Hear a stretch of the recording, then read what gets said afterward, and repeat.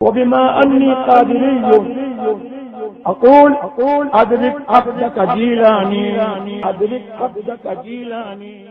نحمده ونصلي ونسلم على حبيبه الكريم أما بعد فأعوذ بالله من الشيطان الرجيم بسم الله الرحمن الرحيم يا أيها الناس اعبدوا ربكم الذي خلقكم والذين من قبلكم لعلكم تتقون. صدق الله العظيم وصدق رسوله النبي الأمين الكريم ونحن على ذلك لمن الشاهدين والشاكرين والحمد لله رب العالمين. حاضرین باوقار، دور و دراز سے آئے ہوئے برادران اہل سنت، السلام علیکم ورحمۃ اللہ تعالی وبرکاتہ. یہ مبارک شب جس کے برکات و انوار سے اپنے دل کی دنیا کو آباد کرنے کے لیے آپ لوگ خانہ خدا میں حاضر ہیں، شریعت کی بولی میں اسے لیلۃ القدر اور شب قدر کے نام سے جانا جاتا ہے. قابل مبارکباد ہیں آپ سب حضرات کہ رب تعالی نے آپ کو یہ توفیق اور سعادت بخشی کہ رات کے اس وقت میں اس کے گھر میں بیٹھ کر اس کا اور اس کے محبوبوں کا ذکر کر رہے ہیں. اللہ جسے توفیق نہ دے انسان کے بس کا کام نہیں. اللہ جسے توفیق نہ دے انسان کے بس کا کام نہیں. فیضان محبت عام تو ہے، عرفان محبت عام نہیں. وہ بڑے خوش نصیب ہوتے ہیں جنہیں رات کی تنہائیوں میں رب اپنے ذکر کی توفیق عطا کر دیتا ہے. پھر وہ مخصوص راتیں جن میں انوار و تجلیات کی موسلادھار بارش ہو رہی ہو، اگر بندے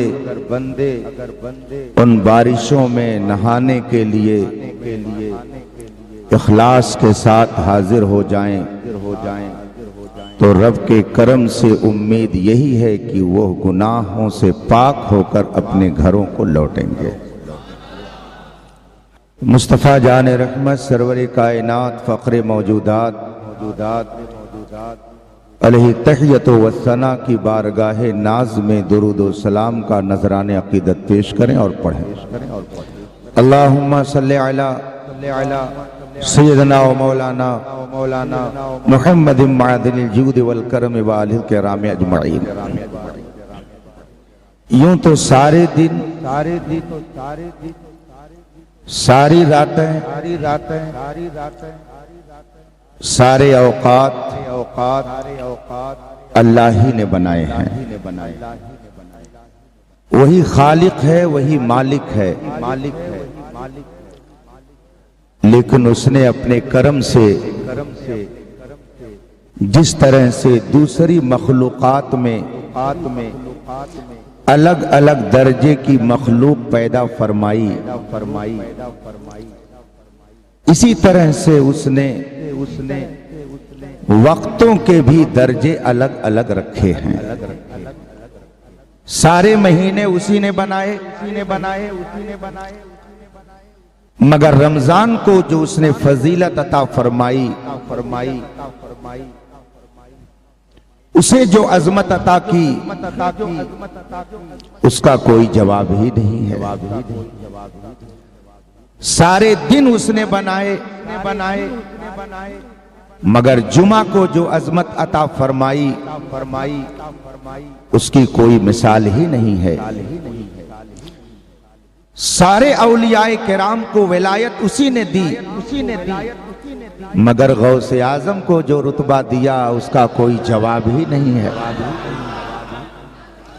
سارے انبیاء اسی نے بنائے، مگر میرے مصطفیٰ کو جو مقام دیا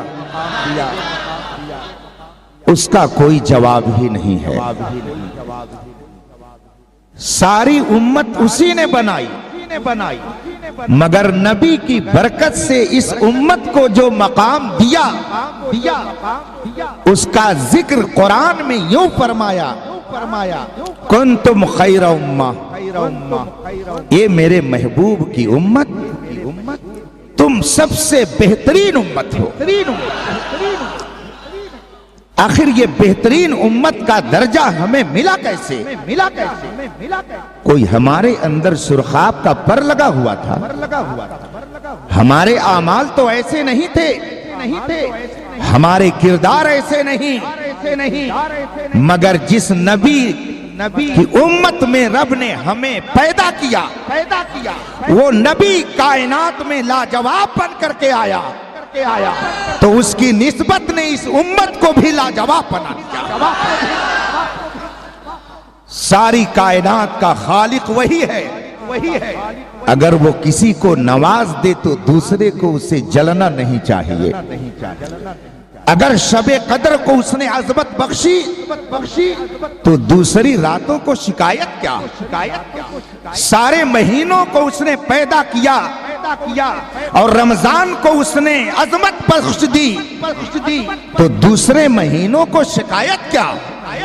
سارے ولی اسی نے بنائے، غوث اعظم کو غوث اعظم بنایا تو دوسروں کو شکایت کیا؟ سارے مجدد اسی نے بنائے، مگر احمد رضا کو مجدد اعظم بنایا، سارے پیر اسی نے بنائے، مگر اختر رضا کو تاج الشریعہ بنایا، سارے رات اسی نے بنائی، مگر آج کی رات کو اس نے شب قدر بنایا۔ اس کی عظمت قرآن سے پوچھئے، قرآن فرماتا ہے اِنَّ أَنزَلْنَاهُ فِي لَيْلَةِ الْقَدْرِ، ہم نے قرآن کو لیلۃ القدر میں اتارا ہے۔ وَمَا أَدْرَاكَ مَا لَيْلَةُ الْقَدْرِ، تمہیں کیا پتا کہ لیلۃ القدر کیا ہے؟ جب لیلۃ القدر کو نہیں سمجھ سکتے، ایک رات کا رتبہ نہیں سمجھ سکتے، ایک ساعت کا مرتبہ نہیں سمجھ سکتے، تو رب نے جس نبی کے صدقے میں اس رات کو پیدا کیا ہے، بھلا انسان اس نبی کے رتبے کو کیسے سمجھ سکتا ہے؟ اسی لیے اعلیٰ حضرت فرماتے ہیں، حیران ہوں میرے شاہ میں کیا کہوں تجھے، آخر رضا نے ختم سخن اس پہ کر دیا، خالق کا بندہ خلق کا آقا کہوں تجھے۔ وما ادراک ما لیلۃ القدر، تمہیں کیا پتا کہ لیلۃ القدر کیا ہے؟ لیلۃ القدر خیر من الف شہر، شب قدر 1000 مہینوں کی رات سے افضل اور بہتر ہے۔ اور یہ 1000 تو سمجھانے کے لیے ہے، جس طرح سے ہم اور آپ بولتے ہیں، آپ اگر کسی کے پاس 4 مرتبہ گئے اور اس سے آپ کی ملاقات نہیں ہوئی اور پھر بڑی کوشش کے بعد آپ سے وہ ملا تو آپ شکوہ کے طور پر کہتے ہیں کہ میں تمہارے گھر 25 مرتبہ گیا مگر تجھ سے ملاقات نہیں ہوئی، حالانکہ گیا ہے 4 مرتبہ، گیا ہے 5 مرتبہ، مگر کہہ رہا ہے کہ میں 15 مرتبہ تمہارے گھر گیا اور تم سے میری ملاقات نہیں ہوئی۔ صدر الشریعہ رحمت اللہ علیہ فرماتے ہیں کہ اگر کسی کے گھر کوئی 4-6 مرتبہ جائے اور یہ کہے کہ میں 20-25 مرتبہ تمہارے گھر گیا تو یہ بتائیے یہ جھوٹ بول رہا ہے کہ سچ بول رہا ہے؟ اس کو جھوٹ کہا جائے گا کہ سچ کہا جائے گا؟ یہ زبان صرف آپ ہی نہیں استعمال کرتے ہیں، علماء بھی اس طرح سے بولتے ہیں۔ اگر شاگرد کو 4 مرتبہ بلوا لیا اور 5ویں مرتبہ آیا تو استاذ خود کہتا ہے 10 مرتبہ بلایا ہوں تب آ رہے ہو، حالانکہ بلایا ہے 5 ہی مرتبہ، مگر کہہ رہا ہے میں نے 15 مرتبہ بلایا۔ اب یہ 15 کی گنتی جو بتا رہا ہے، کیا وہ جھوٹ بول رہا ہے کہ سچ بول رہا ہے؟ اگر آپ معمولی توجہ کے ساتھ گفتگو کریں گے تو آپ فوراً کہہ دیں گے کہ جھوٹ بول رہا ہے، لیکن اگر علم کے انداز میں گفتگو کریں گے، اگر آپ فقہ کی روشنی میں گفتگو کریں گے، اگر اعلیٰ حضرت کی عینک سے دیکھیں گے، اگر مجدد اعظم کے طریقے پر سمجھنے کی کوشش کریں گے، امام اعظم کی تقلید کا دامن پکڑ کر آگے بڑھنے کی کوشش کریں گے، تو علماء آپ کو یہ بتائیں گے کہ یہ 4-6 مرتبہ جانے کے بعد اگر کسی نے کہا کہ میں 10 مرتبہ گیا تو اس کے کہنے کا یہ مطلب نہیں ہے کہ 10 کی گنتی میں بتا رہا ہوں، اس کے کہنے کا مطلب یہ ہے کہ میں کئی مرتبہ گیا۔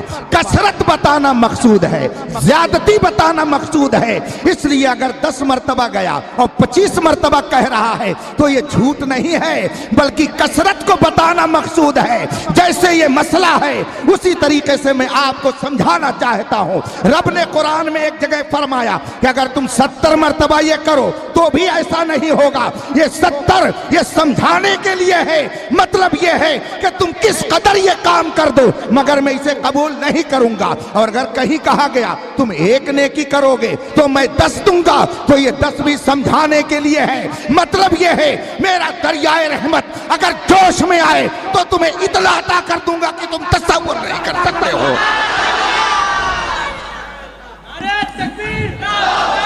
خیر من الف شہر، اس کی رحمت کا دریا جب جوش میں آتا ہے تو لاکھوں سال کا مجرم اللہ کا ولی بن جاتا ہے، اور جب اس کے محبوب کی عنایت ہوتی ہے، مصطفیٰ جان رحمت کی نظر کرم ہوتی ہے تو برسوں کا پاپی صحابی بن جاتا ہے۔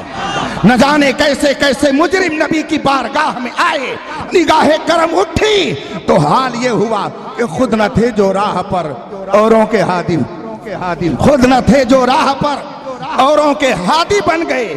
کیا نظر تھی جس نے مردوں کو مسیحا کر دیا۔ درود پاک پڑھیں، اللہم صلی علی سیدنا و مولانا محمد معدن الجود والکرم وآلہ الکرام اجمعین۔ قرآن میں اللہ ارشاد فرماتا ہے لیلۃ القدر خیر من الف شہر، 1000 مہینوں کی رات سے بہتر ہے یہ رات۔ اس میں ہوتا کیا ہے؟ اللہ کی طرف سے انعام کیا ملتا ہے؟ آگے قرآن نے خود ہی ارشاد فرمایا تتنزل، اس میں نازل ہوتے ہیں۔ کون نازل ہوتے ہیں؟ الملائکہ، فرشتی، والروح، روح الامین، فرشتے تو آتے ہی ہیں، اسپیشل طور پر جبریل تشریف لاتے ہیں۔ کہاں آتے ہیں؟ آئیے اس کو میں حدیث کی روشنی میں عرض کروں۔ ان انس رضی اللہ تعالی عنہ قال قال رسول اللہ صلی اللہ علیہ وسلم اذا كان ليلة القدر نزل جبریل علیہ السلام فی کبکبۃ من الملائکہ۔ حضرت انس رضی اللہ تعالی عنہ فرماتے ہیں کہ جب لیلۃ القدر آتی ہے، حضرت جبریل علیہ السلام فرشتوں کی جماعت اور جھرمٹ میں اترتے ہیں۔ نزل جبریل علیہ السلام، حضرت جبریل علیہ السلام اترتے ہیں، اور کہاں اترتے ہیں؟ میرے آقا صلی اللہ علیہ وسلم ارشاد فرماتے ہیں فرشتوں کے ساتھ اترتے ہیں، یصلون علی کل عبد، ہر اس بندے پر رحمت اتارتے ہیں، ہر اس بندے کے لیے دعا کرتے ہیں، ہر اس بندے کے اوپر رحمت لے کر اترتے ہیں جو قائد او قائم، چاہے بیٹھا ہوا ہو یا کھڑا ہوا ہو، بیٹھا ہو یا کھڑا ہو، یذکرون اللہ، یذکر اللہ، بیٹھے ہوئے حالت میں یا کھڑے ہونے کی حالت میں اگر اللہ کا ذکر کرتا ہے تو لیلۃ القدر میں انسان کو تو جانے دیجئے، حضرت جبریل فرشتوں کے ساتھ رحمت لے کر کے ان تمام بندوں کے سروں پر اتر جاتے ہیں جو بیٹھے اور کھڑے ہو کر اللہ کے ذکر میں مشغول کرتے ہیں۔ اور یاد رکھیے گا کہ اللہ کا ذکر صرف یہ نہیں کہ اللہ اللہ کہا جائے. اللہ کا ذکر صرف یہی نہیں کہ سبحان اللہ ہی کہا جائے. اللہ کا ذکر یہ بھی ہے کہ یا رسول اللہ کہا جائے. اللہ کا ذکر یہ بھی ہے کہ مصطفیٰ کے نام کی مالا جپی جائے. اللہ کا ذکر یہ بھی ہے کہ مصطفیٰ کی نعت سنی جائے اور دل کو سکون پیدا کیا جائے. میں نے آج ایک کلپ سنی اور اس کلپ کو جب میں نے سنا تو مجھے حیرت ہوئی. غالباً وہ مدینہ منورہ کا ایک کوئی متوا ہے اور میں نے جب اس کی آواز سنی اور اس کی شکل دیکھی تو مجھے وہ پہچان میں آ گیا. وہ ہمیشہ ہندوستانی علماء کو چھیڑتا رہتا ہے, ہندوستانی عوام کو بھی چھیڑتا ہے. خود میرے ساتھ 3-4 مرتبہ سابقہ ہو چکا ہے. ایک مرتبہ تو ایسا ہوا کہ میں مسجد نبوی کے سامنے جو پورب کی طرف صحن ہے جنت البقیع کے حصے میں مغرب کی نماز پڑھ کر کے وہیں پر بیٹھا ہوا تھا. مغرب کی نماز جماعت کے ساتھ الگ پڑھی گئی, آگے بیٹھا تھا میں سنت ادا کر کے. پیچھے ایک سب بدھی ہوئی تھی. سنت پڑھنے کے بعد سبوں نے رخ گنبد خضرا کی طرف کر لیا اور سب روضے رسول کی طرف متوجہ ہو کر اوراد و وظائف میں مشغول تھے. اتنے میں وہی کتوا آیا ناہنجار اور کہتا ہے یہ جتنے بیٹھے ہیں یہ سب احمد رضا والے ہیں, یہ جتنے بیٹھے ہیں یہ سب احمد رضا والے ہیں. اور میں چونکہ آگے بیٹھا تھا تو مجھ سے کہتا ہے یہ ان کا سب سے بڑا گمراہ کرنے والا ہے. مجھ سے نہ رہا گیا تو میں نے اس سے پوچھا کہ آخر احمد رضا نے تمہارا کیا بگاڑا ہے, کیسے تم نے سمجھ لیا کہ یہ سب احمد رضا والے ہیں؟ تو وہ کہتا ہے کہ تم لوگوں نے نماز تو پڑھی قبلہ کی طرف لیکن تم نے اپنا رخ پھیر لیا گنبد خضرا کی طرف اور احمد رضا ہی نے یہ کہا ہے حاجیو آؤ شہنشاہ کا روضہ دیکھو. نعرہ تکبیر, نعرہ رسالت, علماء اہل سنت, مسلک اعلی حضرت حضور شہباز ہند رسول اللہ. میں اپنے دل میں سوچنے لگا اے بریلی کے احمد رضا, تیرا کتنا بڑا احسان ہے کہ ہم نجدیوں کے بیچ میں بیٹھے ہیں مگر تیرا نام لے کر کے بتایا جا رہا ہے کہ جو نبی سے محبت کرتا ہے وہ کوئی اور نہیں ہے, وہ ہندوستان کے احمد رضا. اسی لیے تو دنیا کہتی ہے ڈال دی قلب میں عظمت مصطفیٰ سیدی اعلی حضرت پہ لاکھوں سلام. تو ذکر خدا یہ بھی ہے کہ ذکر مصطفیٰ کیا جائے. میں نے آج ہی سفر میں ایک کلپ سنی, وہ کتوا کہہ رہا ہے, بہت سارے لوگوں نے اب تک سن لی ہوگی. وہ کہتا ہے کہ مسجد میں صرف اللہ اللہ کیا جائے, اگر تم نے اللہ کے علاوہ کچھ اور کیا تو تم نے مسجد کو گندی کر دیا. اور معاذ اللہ وہ اپنی زبان سے یہ جملہ بھی ادا کر رہا ہے استغفر اللہ. کہتا کیا ہے کہ اگر تم نے مسجد میں یا رسول اللہ کہا تو بھی تم نے مسجد کو گندا کر دیا. معاذ اللہ رب العالمین. سنو مسلمانوں, شہباز دکن کا تم پر احسان ہے کہ انہوں نے تم کو مسلک اعلی حضرت والا بنا دیا ہے. اگر مسلک اعلی حضرت پر تم قائم نہ ہوتے تو تم بھی اپنی مسجد میں یا رسول اللہ کو شرک سمجھتے, مگر بریلی کے امام احمد رضا نے تمہارا رشتہ نبی سے ایسا جوڑ دیا ہے کہ تم بباغ دوحل کہتے ہو ذکر خدا جو ان سے جدا چاہو نجدیو, واللہ ذکر حق نہیں کنجی سقط ہوئی ہے. لبیک لبیک لبیک یا رسول اللہ, لبیک لبیک لبیک یا رسول اللہ, لبیک لبیک لبیک لبیک. حضرات قرآن ارشاد فرماتا ہے تتنزل الملائکہ, آج کی رات کون اترتے ہیں؟ ملائکہ. تو ملائکہ کس پر اترتے ہیں؟ بے ایمانوں پر, بدعقیدوں پر, گستاخان رسول پر. فرشتے رحمت کے کس پر اترتے ہیں؟ ایمان والوں پر, مصطفیٰ کے وفاداروں پر, عاشقان رسول پر. اور اے سنیو تم اپنی قسمت پر ناز کرو کہ رب قدیر نے تمہیں मुस्तफा का बेवफा नहीं बनाया बल्कि वफादार बनाया है। इसलिए तुम यकीन से ये जान लो कि अगर तुम यहाँ बैठे हो तो फरिश्ते रहमतों का टोकरा किसी और तरफ नहीं ले जा रहे हैं बल्कि अल्लाह के इन महबूबों के लिए ला रहे हैं। और आशिकाने रसूल के सरों पर अपनी रहमत का साया उन्होंने तान रखा है।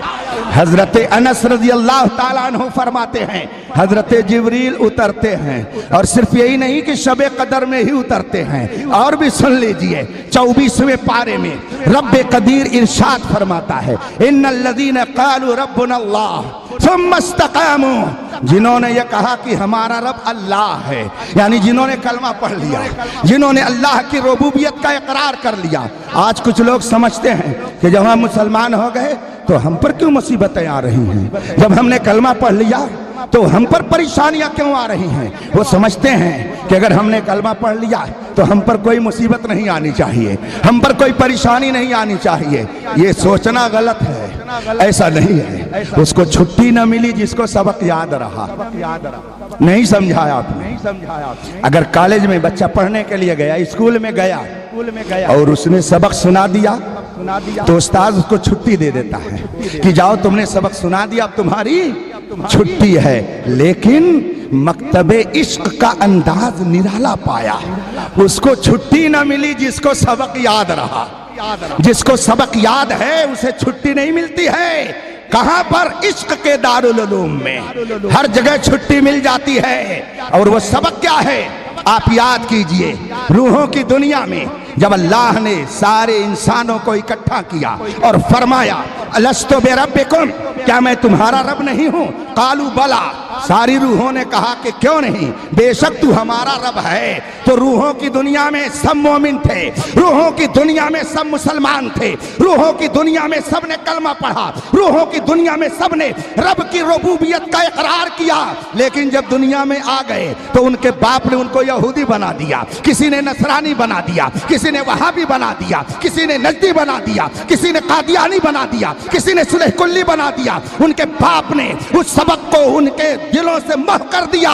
लेकिन अल्हम्दुलिल्लाह हम सुन्नियों ने वहां जो सबक पढ़ा था दुनिया में आने के बाद हमने वो सबक भुलाया नहीं, बल्कि अल्हम्दुलिल्लाह वो सबक आज भी हमें याद है। और जिसे सबक याद होता है उसे छुट्टी नहीं मिलती है। क्या आप नहीं देखते हैं? ये मरकज़े अहले सुन्नत है। अल्हम्दुलिल्लाह अल्लाह इसे दिन दूनी रात चौगुनी तरक्की अता फरमाए। अभी चंद महीने पहले मैं जब यहाँ पर हाजिर हुआ तो इसे देख करके मेरी खुशियों की इंतहा न रही और मैं सोचने लगा कि शहबाज़े दक्कन ने ऐसे सुलगते हुए माहौल में जो ये मीनारे नूर कायम किया तो उनके लिए ये शेर बिल्कुल बजा है कि मैं तो तन्हा ही चला था जानिबे मंजिल मगर लोग यूं आते गए और कारवां बनता गया, लोग आते गए और काफिला बनता चला गया। रफीकान मोहतरम, अगर एक इदारा है, एक दारुल उलूम है, एक स्कूल है, एक कॉलेज है और उस कॉलेज के बगल में एक आदमी का मकान है, मगर उस घर में रहने वाले बच्चे का एडमिशन उस मदरसे में नहीं हुआ है, कॉलेज में नहीं हुआ है, स्कूल में नहीं हुआ है। अब मुझे बताइए, अगर उस घर का बच्चा रोड पर नाचेगा, रोड पर कूदेगा, शरारत करेगा, क्या स्कूल का प्रिंसिपल उसे कुछ बोलेगा? क्या स्कूल का प्रिंसिपल उसे डांटेगा? नहीं डांटेगा। क्यों? इसलिए कि उसने रजिस्टर में नाम ही नहीं लिखाया है, उसका इंदराज ही नहीं हुआ है, उसका एडमिशन ही नहीं हुआ है। और अगर 1 किलोमीटर दूर का रहने वाला एक आदमी उसने अपने बच्चे को लाकर स्कूल में नाम उसका लिखवा दिया, तलब तालिब इल्म उसे बना दिया, स्कूल के साथ साथ मदरसे के उस्ताद के सामने पेश कर दिया। अब अगर वो बच्चा शरारत करेगा तो प्रिंसिपल उसे डांटेगा, अगर बदमाशी करेगा तो उसे डंडा लगाएगा, अगर वो शरारत करेगा तो उसे सजा देगा। बस इसी तरह से समझ लीजिए कि जिनका ईमान रुखसत हो गया, जो मोमिन नहीं रह गए, रब की तरफ से उन्हें छुट्टी मिल गई। वो कुछ भी करें, वो नाचे कोई बात नहीं, वो कूदे कोई बात नहीं, वो कुछ भी करे उनको खूब माल मिलेगा। लेकिन ऐ सुन्नियों, तुमको छुट्टी न मिली इसलिए कि तुमने जो सबक वहां पढ़ा था उसे भुलाया नहीं है। वो सबक अल्हम्दुलिल्लाह तुमने याद रखा है। और जब ये सबक याद है تو کام اسی سے لیا جاتا ہے جس کو سبق یاد رہتا ہے۔ ظاہر سی بات ہے وہ استاذ بے وقوف لڑکے سے کام نہیں لیتا ہے، اگر لڑکا ہوشیار ہے تو اسی سے کام لیتا ہے۔ دیکھ لیا بہت بہترین لکھنے والا ہے، تحریر بہت اچھی ہے، کمپوزنگ بہت اچھی کرتا ہے، پروف ریڈنگ بہت اچھی کرتا ہے، تو کہیں بھی رہے گا استاذ کہے گا فلاں طالب علم کو بلا لاؤ، فلاں طالب علم کو بلا لاؤ، وہ رہے گا 4 کمرے کے بعد، مگر اسی کو بلا کے لایا جائے گا۔ اور جو قریب میں ہے لیکن اسے ہنر نہیں ہے، اسے کچھ معلوم نہیں ہے، تو استاذ اس سے کام نہیں لیتا ہے۔ اے سنیو، تم اپنی قسمت پر ناز کرو، تم اپنی قسمت پر جس قدر چاہو ناز کرو، تم مصطفیٰ کے وفاداروں میں شامل ہو۔ اس لیے اگرچہ تم 8 کلومیٹر دور ہو، مگر رب نے تمہیں شہباز دکن کے قدموں میں بھیج دیا ہے، اس لیے کہ یہاں سے وہ سبق ملتا ہے جس سے غوث و خواجہ کی محبت پیدا ہوتی ہے، یہاں سے وہ سبق ملتا ہے جس سے مصطفیٰ جان رحمت کی عظمت دل میں پیدا ہوتی ہے۔ یہاں پر یہ نہیں سکھایا جاتا کہ صرف اللہ اللہ کرو، یا رسول اللہ کہو گے تو مسجد گندی ہو جائے گی، یہاں تو یہ کہا جاتا ہے بخدا خدا کا یہی ہے در، نہیں اور کوئی مفر مقر، جو وہاں سے ہو یہیں آ کے ہو، جو یہاں نہیں تو وہاں نہیں، جو مصطفیٰ کا نہیں وہ خدا کا بھی نہیں ہے۔ آج لوگ کہتے ہیں یہ مکی ہیں، یہ مدنی ہیں، یہ مکہ شریف سے آئے ہیں، یہ مدینہ شریف سے آئے ہیں۔ ارے ابو جہل بھی تو مکی تھا، ابو لہب بھی تو مکی تھا، عتبہ اور شیبہ بھی تو مکی تھے، عبداللہ ابن ابی مدنی تھا۔ مکی اور مدنی نہ بنو، پہلے محمدی بن جاؤ، مکی اور مدنی بعد میں بننا۔ اگر تم مکی نہیں ہو، مدنی نہیں ہو، لیکن اگر محمدی ہو تو خدا کی قسم واللہ وہ سن لیں گے، فریاد کو پہنچیں گے۔ اتنا بھی تو ہو کوئی جو آہ کرے دل سے، حضرت بلال حبشی نہ مکی ہے نہ مدنی ہے، کیا بات ہے، واہ مگر ہم سنیوں کی آنکھوں کے سرور ہیں، سبحان اللہ، آنکھوں کا سرما ہے، ہمارے دل کی دھڑکن ہے۔ پیارے حبیب کو پکار، پیارے نبی کا نام لے، دامن مصطفیٰ میں آ پائے رسول تھام لے۔ قرآن فرماتا ہے ان الذین قالوا ربنا اللہ، جنہوں نے یہ کہا ہمارا رب اللہ ہے، یعنی کلمہ پڑھ لیا، مسلمان ہو گئے، تو اب یہ نہ سمجھئے کہ امتحان نہیں ہوگا، بے پڑھے لکھے لوگوں کا امتحان نہیں ہوتا ہے۔ امتحان کس کا ہوتا ہے؟ پڑھے لکھے لوگوں کا۔ پیپر کن کا بنتا ہے؟ جو پڑھتے ہیں اسکولوں میں۔ الحمدللہ ہم لوگ مصطفیٰ جان رحمت پڑھتے ہیں نا، ہم لوگ مصطفیٰ کا گن گاتے ہیں نا، محبت کا دعویٰ کرتے ہیں نا، تو محبت میں آزمایا تو جاتا ہی ہے۔ اسی لیے کسی نے کہا تھا سر پر ہوائے ظلم چلے 100 جتن کے ساتھ، اپنی کلاہ کج ہے اسی باغ پن کے ساتھ۔ اور پھر جب دیکھا کہ محبوب کی محبت کی بنیاد پر ستایا جا رہا ہے تو اس نے کہہ دیا ہر جفا ہر ستم گوارا ہے، یا رسول اللہ اتنا کہہ دے کہ تو ہمارا ہے۔ اگر کلمہ پڑھ لیا تو یہ مت سمجھئے کہ امتحان میں نہیں ڈالے جائیں گے۔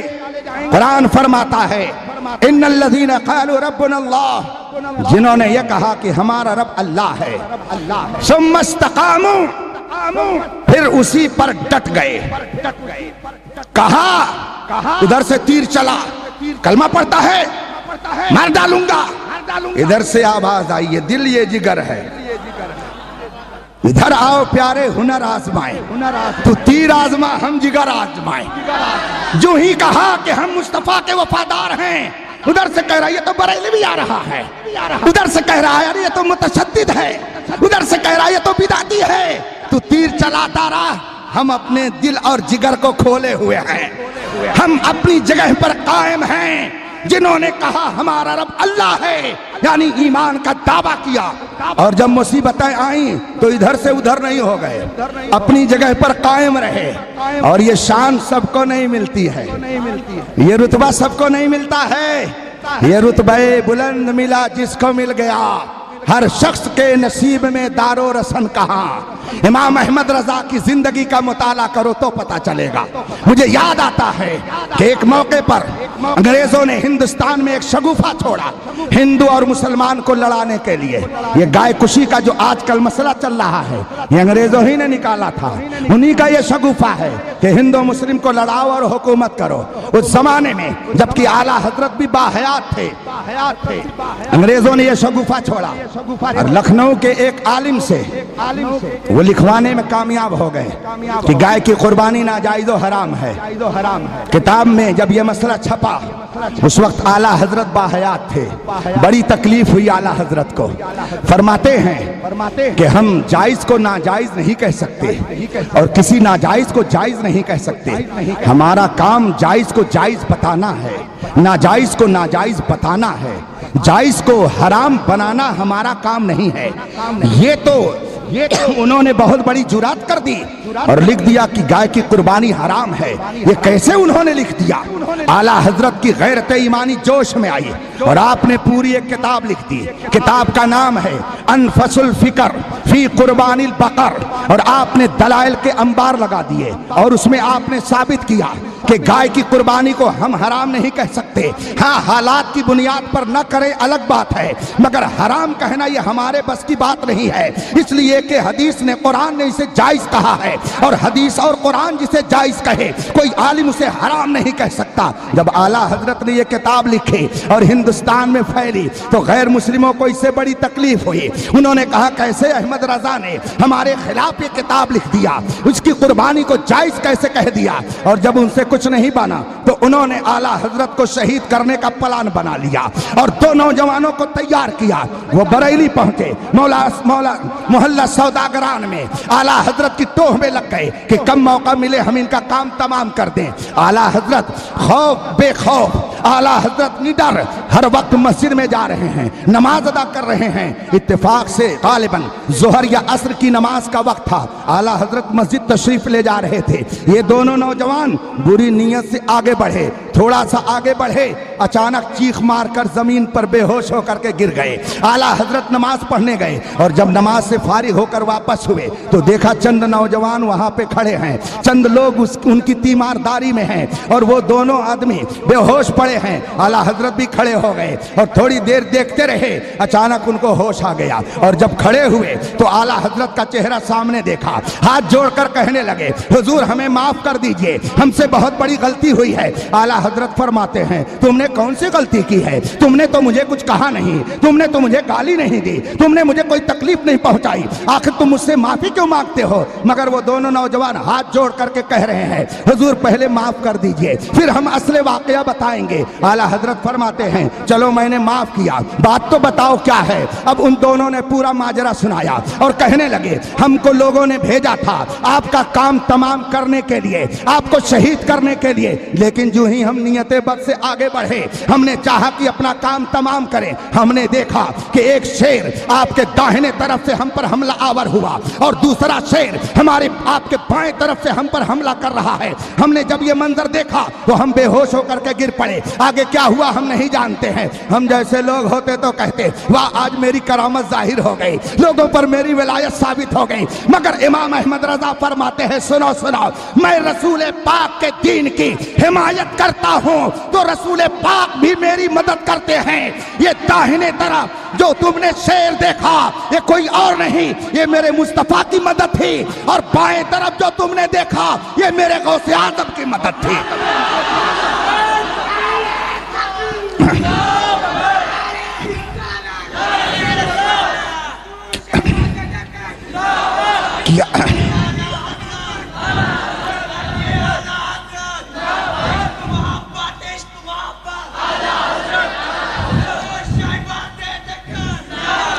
نور حق شمع الہی کو بجھا سکتا ہے کون؟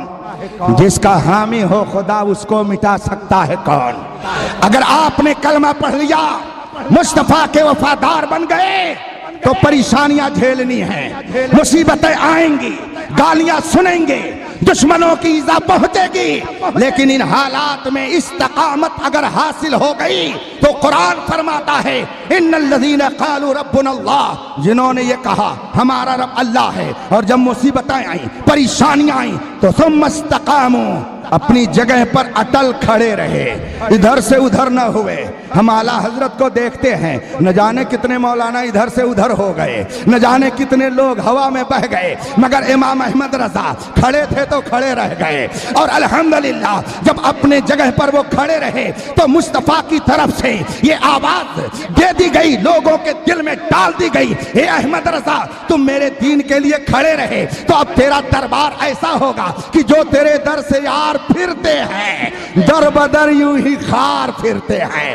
ثم استقاموا، اپنی جگہ پر کھڑے رہے اور مصیبتوں کو برداشت کرتے رہے تو ان کے لیے ہوگا کیا؟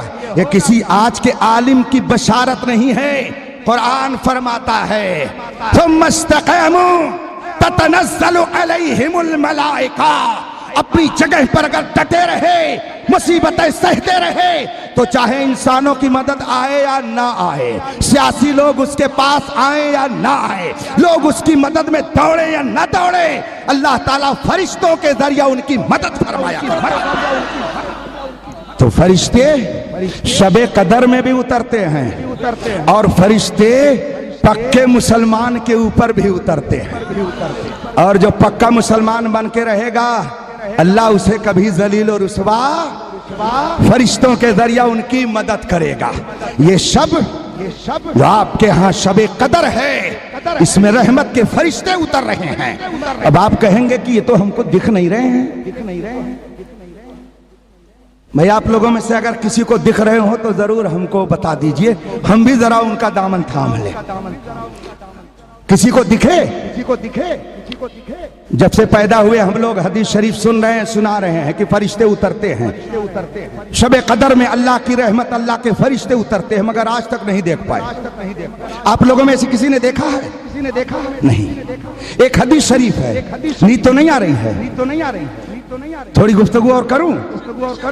ایک حدیث شریف ہے، علماء سے ہم ہر دم آپ سنتے رہتے ہیں کہ انسان جب وضو کرتا ہے تو اس کے ہاتھ سے، اس کے پیر سے، اس کے ناک سے، اس کے آنکھ سے گناہ جھڑتے ہیں نا، بہتے ہیں نا۔ آپ لوگوں میں سے کسی نے دیکھا بہتے ہوئے؟ نہیں دیکھا؟ ذرا کسی اہل حدیث سے پوچھ لیجئے گا کہ تم بڑے حدیث داں بنتے ہو، تم نے دیکھا ہے کبھی گناہ کو جھڑتے ہوئے؟ میں چیلنج کرتا ہوں کہ انشاءاللہ کوئی آج کا غیر مقلد آپ کے سامنے کھڑا، مگر آؤ ہم جن کی تقلید کرتے ہیں وہ ہمارے امام الائمہ، کاشف الغمہ، سراج الامہ، سیدنا امام اعظم ابو حنیفہ۔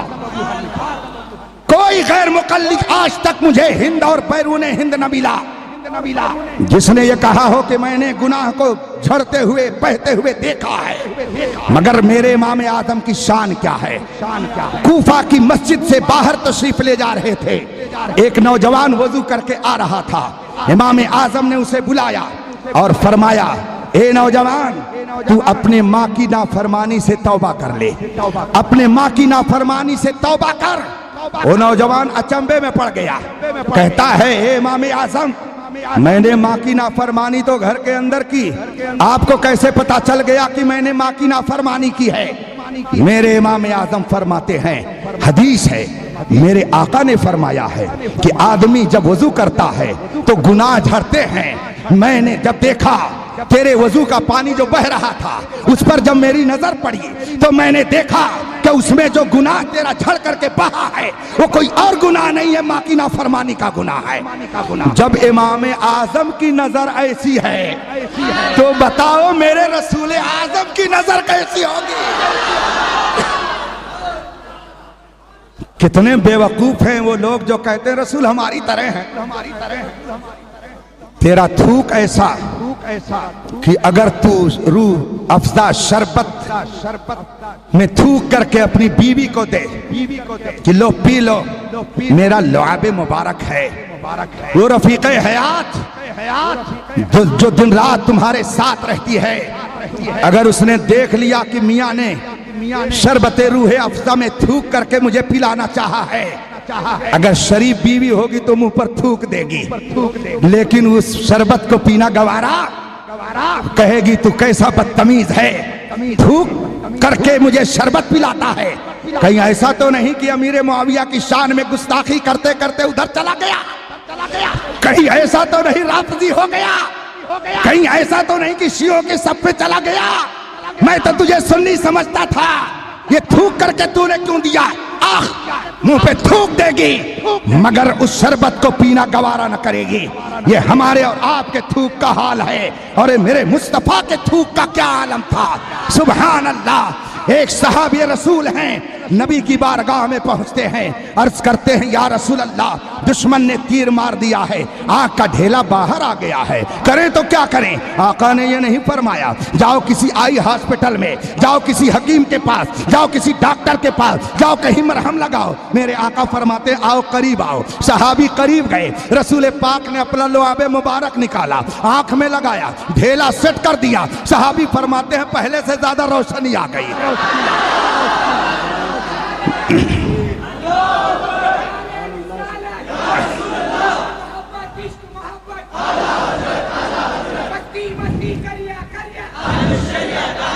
امام اعظم نے بہتے ہوئے پانی میں گناہ کو دیکھ لیا، مگر آج تک کوئی غیر مقلد نہیں پیدا ہوا کہ جو بہتے ہوئے پانی میں گناہ کو دیکھ لے، اور اگر کوئی غیر مقلد ہو تو آئے سامنے اور وہ کہے کہ میں نے بہتے ہوئے گناہ کو دیکھا ہے۔ ارے نجدی، جب تم ہمارے امام اعظم جیسی آنکھ نہیں رکھتے ہو تو تمہیں قرآن میں کیسے نظر آئے گا؟ قرآن کو سمجھنے کے لیے، قرآن کو دیکھنے کے لیے امام اعظم کی تقلید کی روشنی لانی پڑے گی۔ اسی لیے کسی نے کہا ہے بے عشق محمد جو پڑھاتے ہیں بخاری، آتا ہے بخار ان کو بخاری نہیں آتی۔ درود پاک پڑھیں، اللہم صلی علی درود شریف پڑھیں، اللہم صلی علی محمد معدنی جود والکرم والہ الکرام اجمعین۔ میں عرض کر رہا تھا کہ اگر امام اعظم جیسی آنکھ ہو تو بہتے ہوئے پانی میں گناہ نظر آ جائے گا، اور اگر امام اعظم جیسی آنکھ ہو تو فرشتے بھی نظر، ہمارے پاس آنکھ نہیں ہے اسی لیے نظر، لیکن یہ نہ سمجھ لیجئے کہ جو نظر نہ آئے وہ ہے ہی نہیں، یہ عقیدے کا کوڑ ہے۔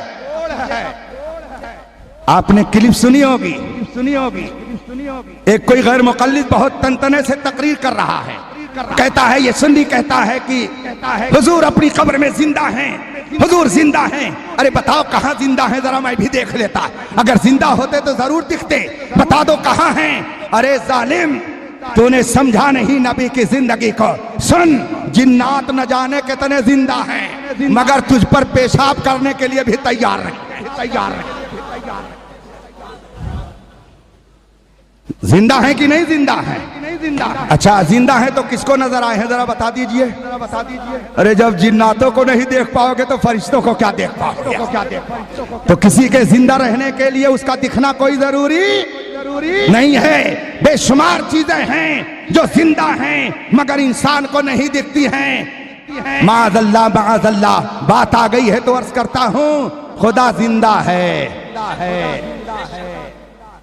اگر انہی کا فلسفہ لے کے چلا جائے تو کہنا پڑے گا اگر زندہ ہے تو دکھتا کیوں نہیں ہے، اور جہاں یہ کہو گے کہ خدا اگر زندہ ہے تو دکھتا کیوں نہیں ہے تو قرآن کہے گا کہ تو یہودی ہو گیا ہے، اس لیے کہ یہودیوں ہی نے حضرت موسیٰ سے کہا تھا ارنا اللہ جہرتن، اے موسیٰ اگر رب زندہ ہے تو ہمیں آنکھوں سے دکھا دے۔ تو جو بے دیکھی ہوئی چیز کو نہ مانے اور یہ کہے دکھا دے، وہ مسلمانوں کے طریقے پر نہیں ہے، وہ یہودیوں کے طریقے پر ہے۔ اسی لیے بہت پہلے کسی نے کہا تھا پڑھتا ہوں تو کہتی ہے یہ خالق کی کتاب ہے، مثل یہودی سعودی بھی عذاب۔ ان کے بارے میں کوئی کیا لکھے، کعبے کی کمائی سے جو پیتے ہیں شراب۔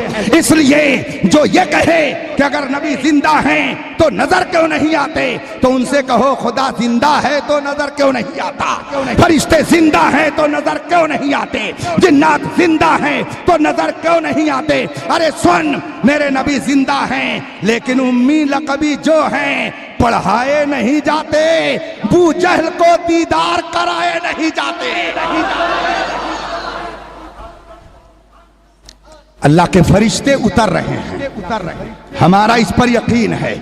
شب قدر ہے اور آج کی رات تقدیریں بھی بدلتی ہیں، تقدیریں بھی لکھی جاتی ہیں۔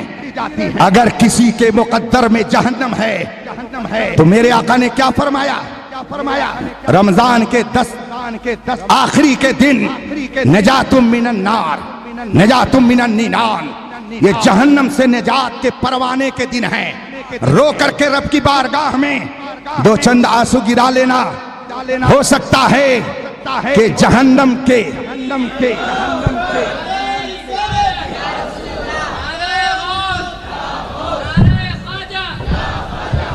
5 منٹ اور 1 گھنٹہ ہو گیا۔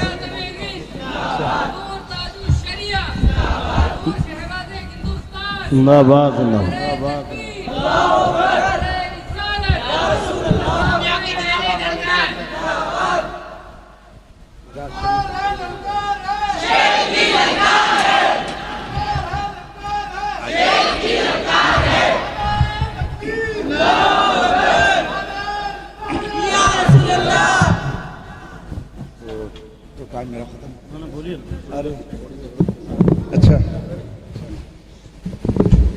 تو ٹائم تو ہو گیا پھر میرا، تو آپ حضرت ارشاد فرمائیں۔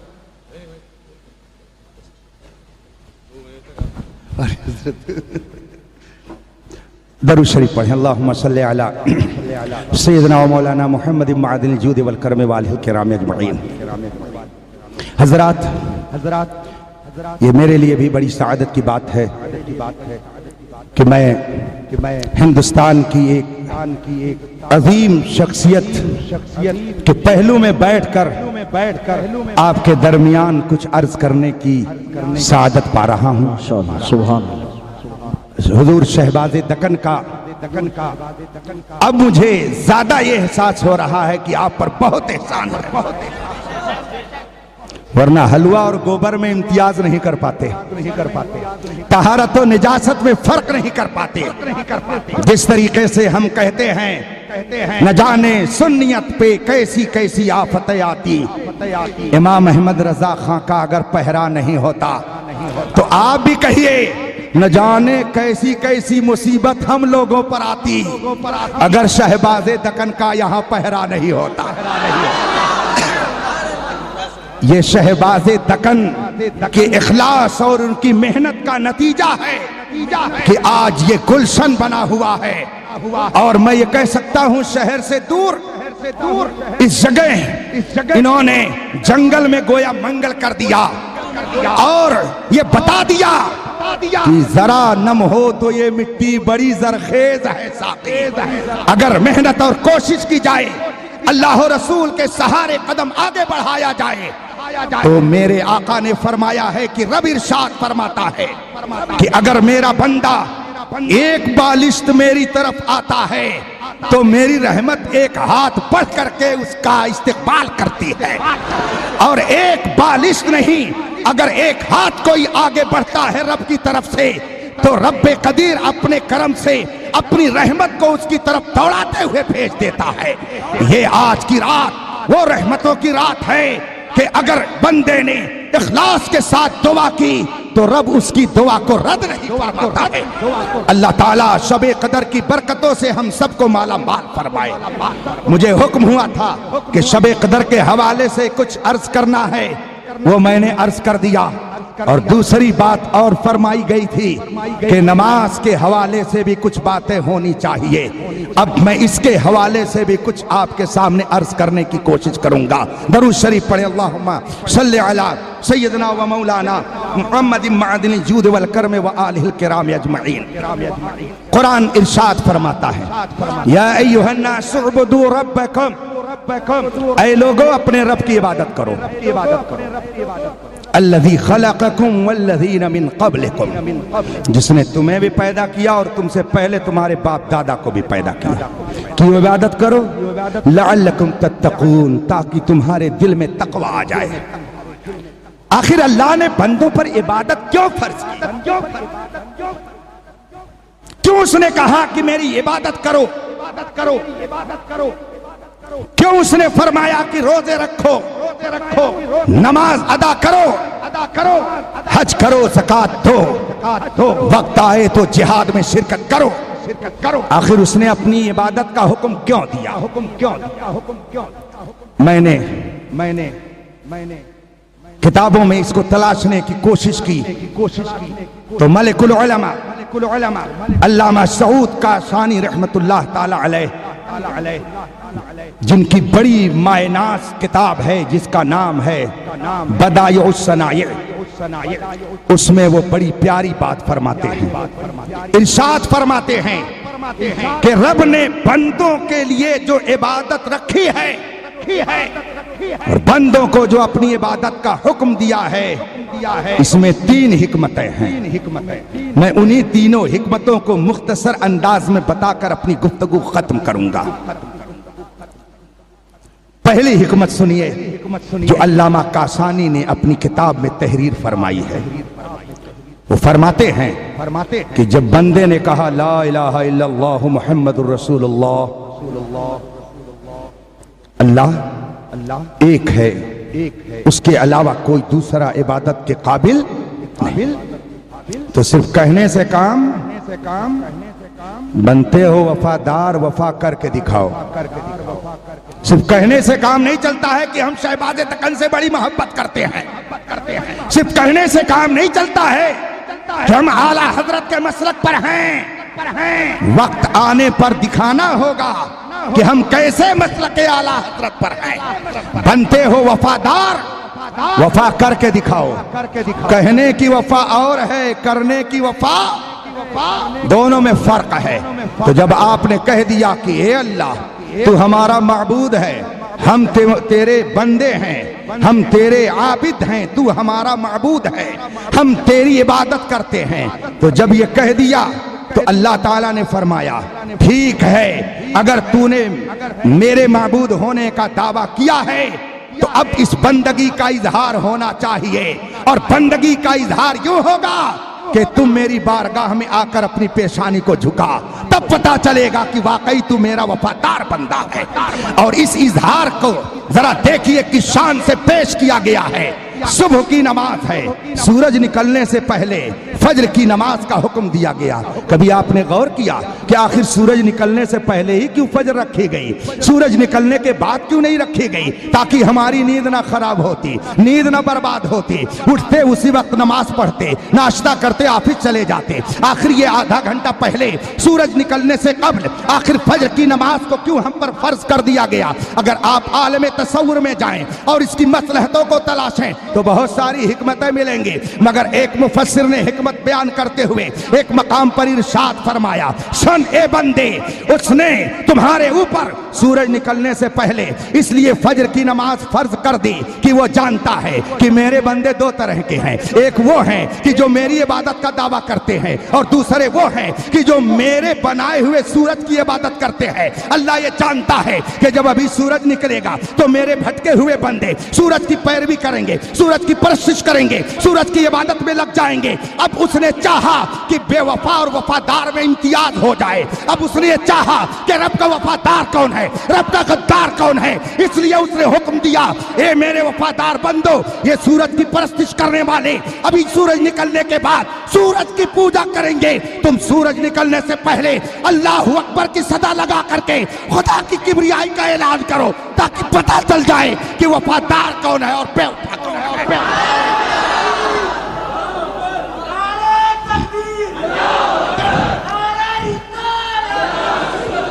یہ بندے کی وفاداری کا اظہار ہے۔ صبح سورج نکلنے سے پہلے بندہ کہتا ہے اللہ اکبر، گویا دنیا کو یہ سبق دیا جا رہا ہے اگرچہ بت ہیں جماعت کی آستینوں میں، ہمیں ہے حکم اذان لا الہ الا اللہ، ہم اس کے بندے ہیں تو ہم اس کی وفاداری کا اظہار کر رہے ہیں کہ ہم اس کی بنائی ہوئی مخلوق کی پوجا نہیں کرتے ہیں، بلکہ جس نے ساری کائنات کو بنایا ہم اس کی کبریائی کا اعلان کرتے ہیں، ہم بے وفا بندوں میں نہیں ہیں بلکہ وفادار بندوں میں ہیں۔ تو ایک حکمت ہے کہ بندہ اپنی بندگی کا اظہار کرے۔ ایک لڑکا 5 سال تک اپنے ماں باپ سے دور رہا، خوب کماتا رہا، حضور شہباز دکن سے اس کی ملاقات ہو گئی اور آپ اس کو سمجھانے لگے، بیٹے 5 سال سے تم اپنے ماں باپ سے دور ہو، تم ان کی کوئی خدمت نہیں کرتے ہو، نہیں کرتے ہو، وہ نہیں کرتے ہو۔ اور کہتا نہیں حضور، میں اپنے امی ابو کو بہت چاہتا ہوں، بہت مانتا ہوں، ان کو بہت پیار کرتا ہوں، بڑی خدمت کرتا ہوں۔ بتائیے وہ اپنی بات میں سچا ہے یا کہ جھوٹا؟ اگر وہ واقعی سچا ہوتا تو 5 سال تک چھوڑے نہیں رہتا، اگر سچا ہوتا چاہنے والا اپنے ماں باپ کا تو 5 سال تک ان کی خدمت سے دور نہیں رہتا۔ یہ دعویٰ اس کا جھوٹا ہے، اس کا کہنا معتبر نہیں ہے۔ اگر وہ واقعی محبت کرتا تو ضرور ماں باپ کی خدمت کے لیے تھوڑا سا وقت دیتا۔ اے انسان، ما غرک بربک الکریم، کرم والے رب سے تجھ کو کس نے غافل کر دیا ہے؟ کس نے تمہیں اپنی حقیقت سے دور کر دیا ہے؟ کیسے تم نے اپنے آپ کو رب کی بارگاہ سے دور کر لیا؟ ایک ناپاک نطفے سے پیدا کیا گیا ہے، اس نے تمہیں ایک ناپاک نطفے سے پیدا کیا، جس نے تمہیں ایک ناپاک نطفے سے اتنا خوبصورت وجود بخشا ہے۔ بتا کیا اس کی بندگی کا اظہار کرنے کے لیے تیرے پاس وقت نہیں ہے؟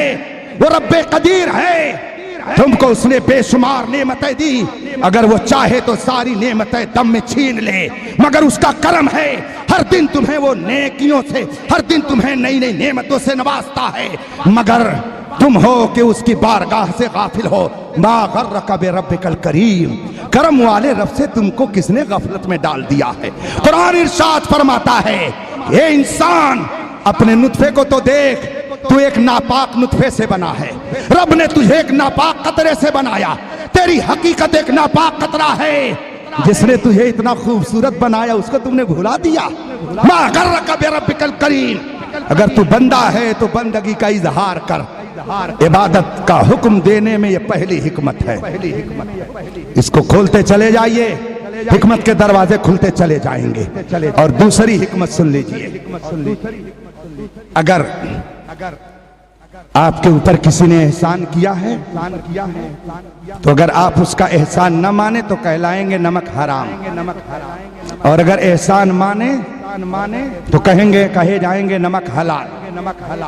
یہ انسانی فطرت ہے کہ اگر کسی کے ساتھ کوئی احسان کرتا ہے تو وہ چاہتا ہے کہ یہ احسان کو مانے، اس کا شکریہ ادا کرے۔ اللہ سے بڑھ کر کے کائنات پر کس کا احسان ہے؟ کس کا احسان ہے؟ کون ہے جو نعمتیں دیتا ہے؟ قرآن ارشاد فرماتا ہے، وَمَا بِكُم مِّن نِعْمَةٍ فَمِنَ اللَّهِ، تمہیں جو بھی نعمت ملتی ہے چاہے چھوٹی ہو یا بڑی، سب خدا کی طرف سے۔ ہر مومن کا یہی عقیدہ ہے کہ نعمت چاہے چھوٹی ہو چاہے بڑی ہو دیتا خدا ہے۔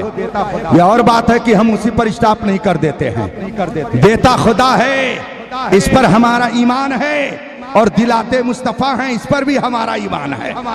اس لیے کہ رسول پاک ہی نے فرمایا، انما انا قاسم اللہ یعطی، دیتا خدا ہے مگر بانٹتا میں ہوں۔ اعلیٰ حضرت اسی لیے فرماتے ہیں، رب ہے معطی، یہ ہے قاسم، رزق اس کا ہے کھلاتے یہ ہیں، ٹھنڈا ٹھنڈا میٹھا میٹھا پیتے ہم ہیں پلاتے یہ ہے۔ تو اب رب دیتا ہے، اس پر ہمارا یقین ہے، مصطفیٰ دلاتے ہیں، اس پر بھی ہمارا ایمان ہے۔ اسی لیے اعلیٰ حضرت فرماتے ہیں، لا ورب العرش، جس کو جو ملا ان سے ملا، بڑھتی ہے کونین میں نعمت رسول اللہ کی۔ ہمارا یقین ہے ہر نعمت خدا دیتا ہے، تو جب وہ دیتا ہے تو نہ شکری کریں گے کہ شکرانہ ادا کریں گے۔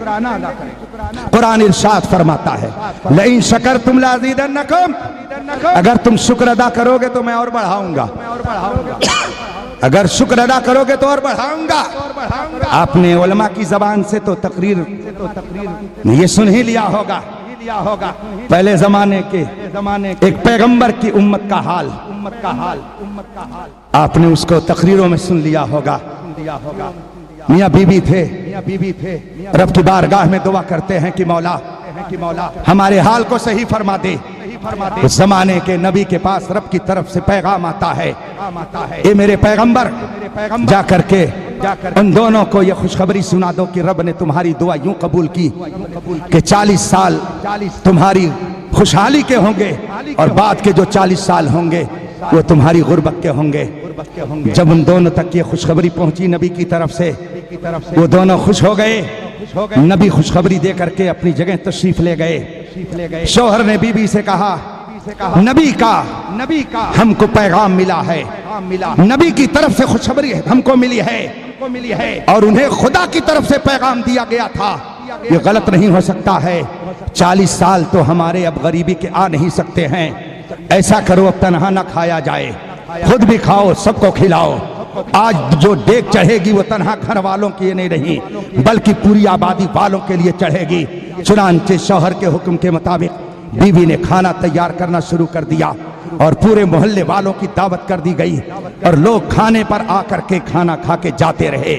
سلسلہ دراز ہو گیا، پوری آبادی کے لوگ شکم سیر ہو کر کے چلے گئے۔ اللہ تعالیٰ خوش ہو گیا۔ دوسرے روز پھر اسی نبی کے پاس خدا کی طرف سے پیغام آتا ہے، اے میرے نبی جاؤ ان دونوں کو خوشخبری سنا دو کہ تم نے رب کی نعمت کا جو شکرانہ ادا کیا اس پر رب تم سے خوش ہو گیا۔ وہ جو 40 سال بعد کے غریبی کے تھے رب نے اسے بھی خوشحالی میں تبدیل فرما دیا۔ لئن شکرتم لازیدنکم، اگر شکر ادا کرو گے تو کمی نہیں ہوگی بلکہ اس میں اضافہ ہوگا۔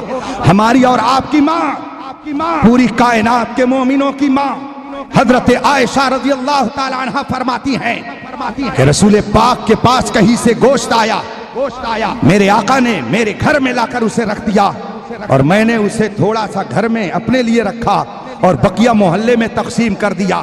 نبی کہیں سے ضرورت پوری کرنے کے بعد جب تشریف فرما ہوئے فرمایا عائشہ گوشت کیا ہوا؟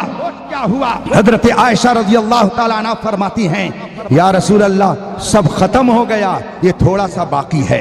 جملہ سنیے گا، حضرت عائشہ فرماتی ہیں یا رسول اللہ سب ختم ہو گیا، یہ تھوڑا سا باقی ہے۔ گویا جو گھر کے لیے رکھا تھا اس کے لیے کہا یہ باقی ہے اور جو محلے میں تقسیم کر دیا اس کے لیے کہا کہ ختم ہو گیا۔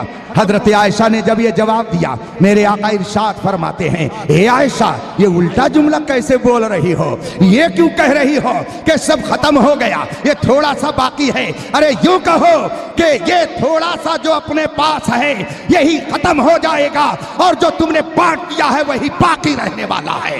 قرآن میں اللہ ارشاد فرماتا ہے وما عندکم ینفد وما عند اللہ باق، جو تمہارے پاس ہے یہ ختم ہو جائے گا اور جو تم نے رب کے پاس بھیج دیا ہے وہی باقی رہنے والا ہے۔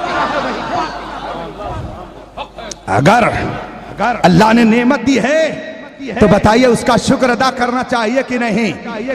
اللہ فرماتا ہے میں نے تمہیں سب نعمت دی تو میرا شکر ادا کرو، لیکن وہ جانتا ہے کہ جتنی نعمتیں اس نے دی ہیں اگر ان نعمتوں کا ہر نعمت کا شکرانہ ان سے وصولا جائے تو ان کی زندگی دوبھر ہو جائے گی، ایک لمحہ بھی یہ زندہ نہیں رہ سکتے ہیں۔ آپ غور کیجئے اتنی دیر سے یہاں بیٹھے ہیں، آپ کو معلوم ہے کہ نئی نئی زندگی کتنی مرتبہ آپ کو ملی؟ نہیں احساس کیا آپ نے؟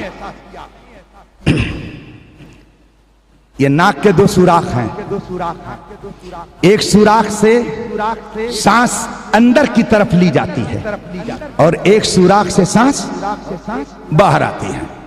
یہ سانس اندر چلی جائے اور کہے کہ یہ گھر شہباز دکن کا ہے اسی میں رہوں گی، بڑا اچھا لگ رہا ہے۔ ارے مومن کا دل عرش الہی کی جلوہ گاہ ہوتا ہے نا، ایک مومن کے دل میں سانس گئی اور اس نے کہہ دیا میں اب یہیں رہوں گی، نکلوں گی نہیں۔ بھائیو اگر وہ ایک سانس نہ نکلے تو کیا حشر ہوگا؟ کیا حشر ہوگا؟ ایک سانس اندر گئی اور اگر باہر نہ نکلے تو جنازہ نکل جائے گا. اور یہ سانس اگر باہر نکل گئی اور کہے اس کالی کوٹھری میں اب نہیں جاؤں گی, دوبارہ یہ جانے کا نام نہ لے, تو بھی انسان کا جنازہ نکل جائے گا. ایک سانس اندر گئی, ایک نئی زندگی ملی, اور ایک سانس باہر آئی تو ایک نئی زندگی ملی. حضرت سیدنا شیخ سعدی رضی اللہ تعالیٰ عنہ فرماتے ہیں, در ہر نفس یک شکر واجب, ہر سانس پر ایک شکر واجب ہے. اگر بندہ شکریہ ادا کرتا رہے تو اس کا سر ہمیشہ سجدے میں رہنا چاہیے. مگر رب کا کتنا بڑا کرم ہے, اس نے بندوں کی ضرورتوں کا لحاظ فرمایا. وہ جانتا ہے کہ میرے بندے بہت ساری ضرورتوں کے محتاج ہیں, اس لیے اس نے فرمایا, اے میرے بندو, میں تم کو نعمتیں تو خوب دیتا ہوں, مگر 2 رکعت اگر تم نے فجر آ کر کے پڑھ لی تو یہ ظہر تک کی ساری نعمتوں کا شکرانہ ہو گیا. میں نے اتنی نعمتیں تم کو دی, مگر سب کا شکرانہ 2 رکعت فرض ہے, تم نے 2 رکعت ادا کر دی ظہر تک کا شکرانہ, اور ظہر میں آ کر کے پڑھ لیا تو عصر کا شکرانہ, اور عصر پڑھ لیا تو مغرب تک کی نعمتوں کا شکرانہ, اور مغرب کی پڑھ لی تو عشاء تک کی نعمتوں کا شکرانہ, اور رات کی عشاء پڑھ لی تو صبح کے سونے تک کا شکرانہ. میں نے یہ شکرانہ ہو گیا. تو ایک مصلحت بندگی کا اظہار, اور دوسری مصلحت نعمتوں کا شکرانہ, اور تیسری سن لیجئے, بات ختم کرتا ہوں. بوڑھے لوگ تو بتائیں گے نہیں, نہ ان سے میں پوچھوں گا, اس لیے کہ وہ تو بڑے تجربے کار ہیں, میں تو ان کے سامنے بچہ ہوں. نوجوان ہی لوگ اس کا جواب دے سکتے ہیں. نہانے کے صابن کی کتنی فیکٹریاں اس وقت دنیا بھر میں ہیں, دنیا بھر میں.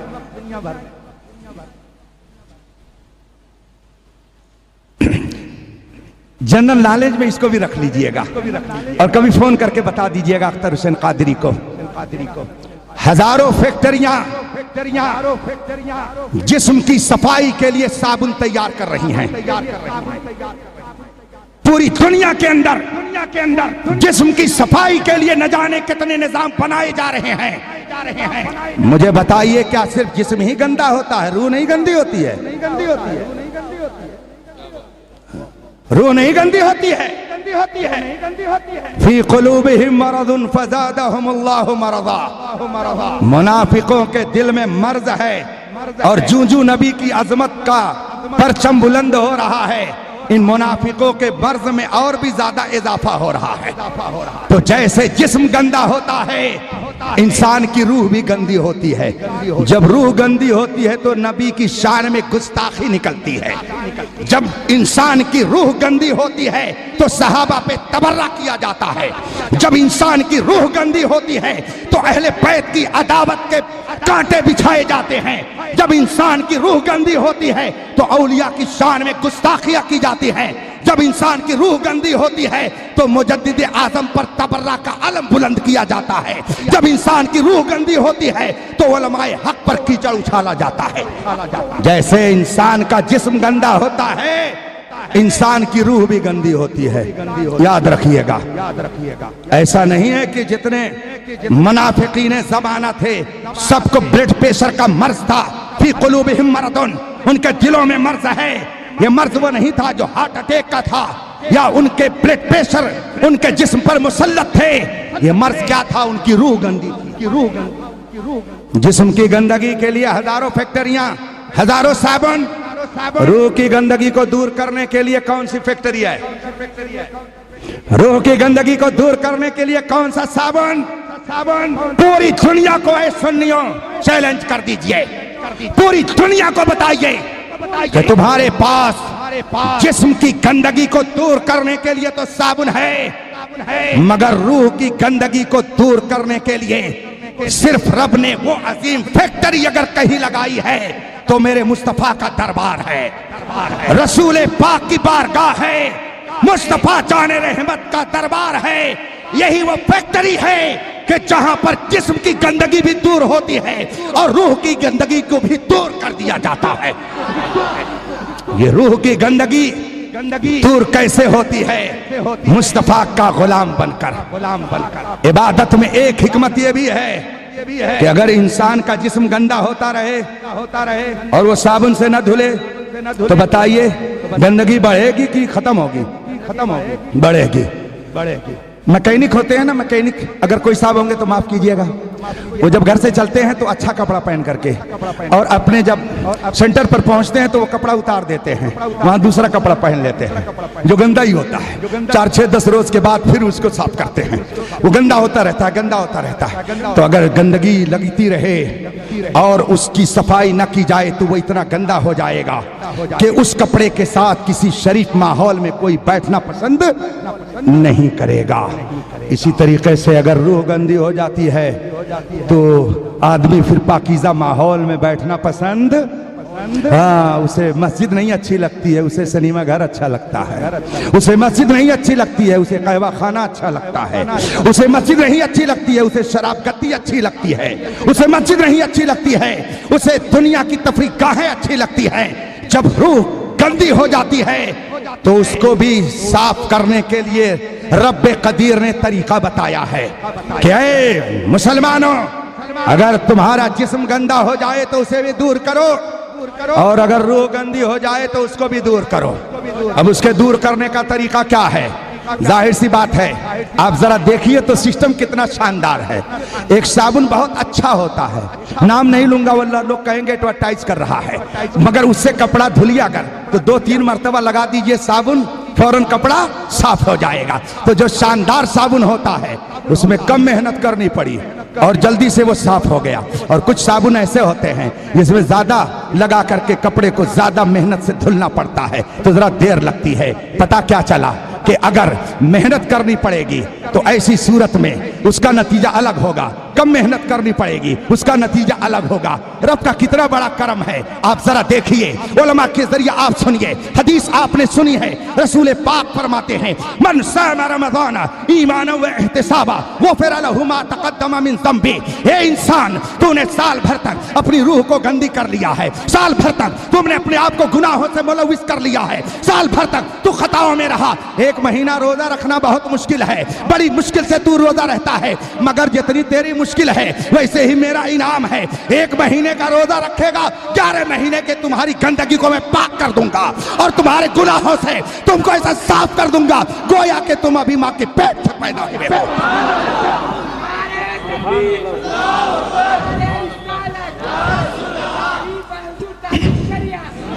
تو عبادتوں کا تیسرا مقصد یہ ہے کہ انسان سے جو غلطیاں ہوتی ہیں، جو گناہ ہوتے ہیں، اگر یہ گناہ ایسے ہی ہوتے رہے، اس کی دھلائی نہیں ہوئی تو کل میدان محشر میں بڑی دھلائی ہوگی۔